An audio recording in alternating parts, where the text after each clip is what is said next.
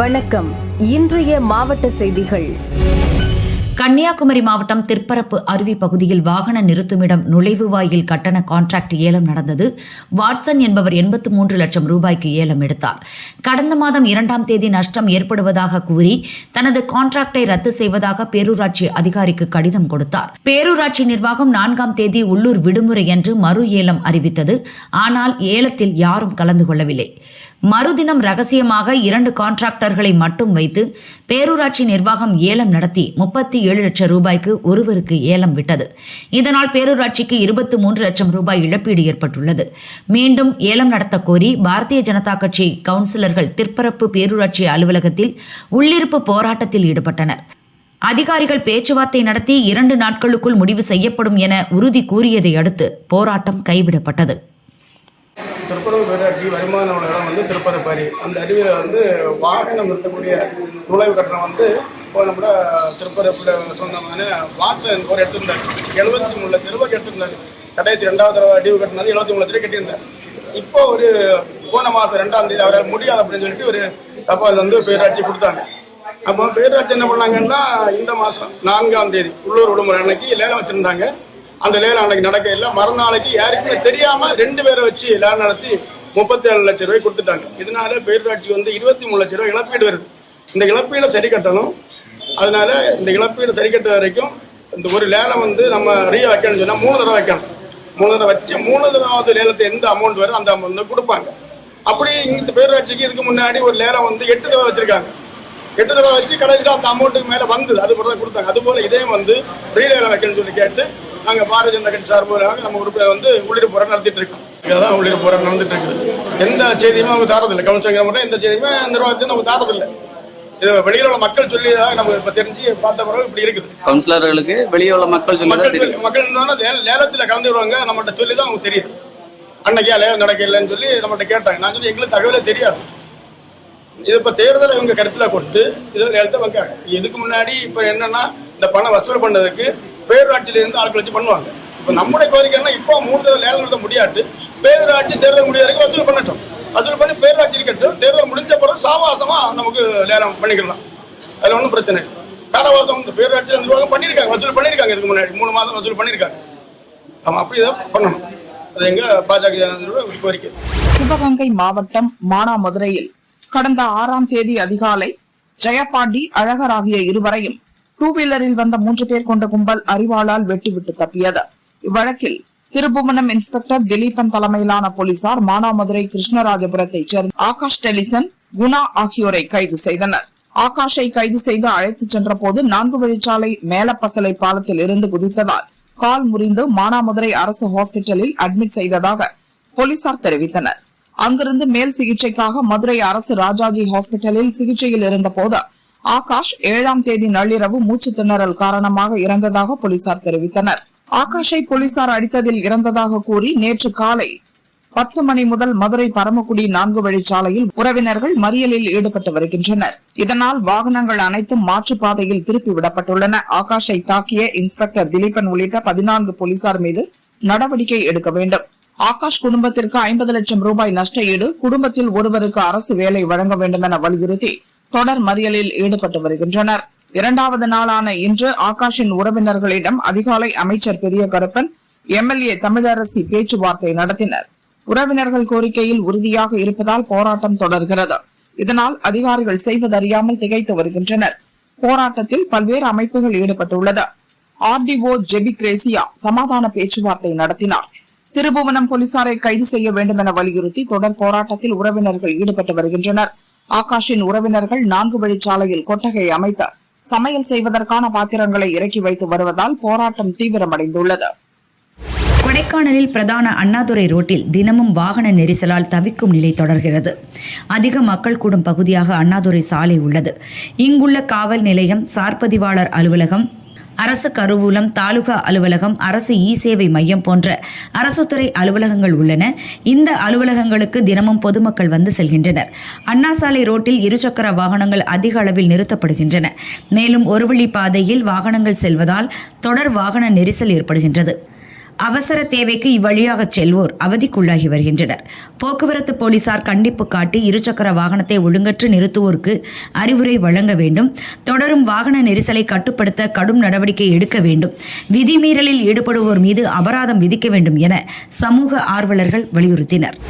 கிருஷ்ணகிரி மாவட்டம் ஓசூரில் சர்வதேச விமான நிலையம், அறிவுசார் வழித்தடம், சிப்காட் மற்றும் சிறப்பு ஏற்றுமதி மண்டலம் போன்றவை ஏற்படுத்த விளைநிலங்கள் கையகப்படுத்தும் நடவடிக்கை துவங்கப்பட்டுள்ளது.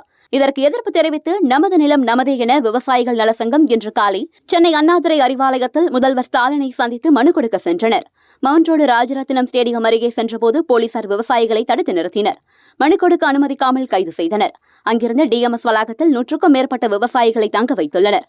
விவசாயிகளின் வயிற்றில் அடிப்பது திமுக அரசின் வேலையாக உள்ளது என்று விவசாயிகள் குற்றம் சாட்டினர். ஐயா ஒரு நிமிஷம் கேக்குற கேளுங்க. வழியில போயிட்டு இருந்தீங்களா கொஞ்சம் ரெக்கார்ட் பண்ணுங்கப்பா. வழியில போயிட்டு இருந்தீங்களா கொஞ்சம் உதவி பண்ணுங்க. நான் உதவி பண்றேன். அதிகாரியோட உத்தரவா நாங்க நிறைவேற்றணும். யார் உங்க அதிகாரி? யார் சொன்னது? யார் சொன்னது? சார் வழியில போயிட்டு நாகராஜ் ரவீந்திர ஃப்ரெண்ட் எங்களை வழியில தடுத்து கடத்திட்டு வந்திருக்கீங்க. நீங்க சொல்லுங்க யார் பண்ணீங்க? தேர்தல் கோரிக்கை இச்சதானி பார்ட்டி ஆபீஸ் உங்களை அறிமுகப்படுத்தி சொல்லுங்க. நாங்க நாளைக்கு கோர்ட்ல மம்மல்ని அரெஸ்ட் చేసింది ఇక్కడ. ஏன் உங்களை கூப்பிடுறாங்க? இப்ப அதிகாரி வந்து பேசுறாங்க. பரவாயில்லை நீங்க சார் அரெஸ்ட் பண்ண சொன்னது யாரு? பேர் ஒண்ணு சொல்லல. அரெஸ்ட் பண்ண சொன்னது யாரு? எங்க இன்ஸ்பெக்டர் லோக்கல் இன்ஸ்பெக்டர் பர்மிஷன் கொடுத்தாரு. நாங்க வந்தோம். திடீர்னு வந்து நீங்க ஏதோ தீவிரவாதி மாதிரி கடத்திட்டு வந்துச்சா? சார் பேர் சொல்லுங்க சார். எங்களை அரெஸ்ட் பண்ண சொல்லுங்க. வேற அண்ணா திசை வேற பேசுற வேற இடத்துல கூடி இருக்கீங்க. கட்சியா எங்க யார் கட்சியால வந்து நாங்க நிக்கிறோம். இல்ல கட்சியில நீங்க வரல. சார் வீடியோ இருக்கு. போய் பேசாதீங்க. சார் வீடியோ இருக்கு. போய் பேசாதீங்க. ப்ரூவ் பண்ணிக்கலாம். அது வந்து கோர்ட்ல ப்ரூவ் பண்ணிக்கலாம். சொல்லுங்கயா. ஒண்ணும் இல்ல.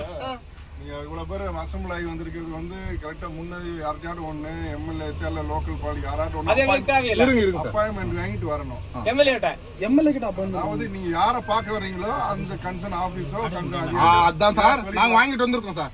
யாரு சார்? இன்ஸ்பெக்டர் கிட்ட இருங்க சார். எஸ்பி கிட்ட இருங்க சார் கொஞ்சம் பொறுங்க. நீங்க சொல்லிட்டீங்க நாங்க கேட்டோம். நாங்க சொல்றதை கேளுங்க. நான் நேத்து பாகலூர் ஸ்டேஷன்ல போயிட்டு ஏஎஸ்பி எஸ்பி எல்லாருமே வந்து தாசில்தார் எல்லாருமே கூடி நாங்க ஒரு 500 பேர் போறோம்.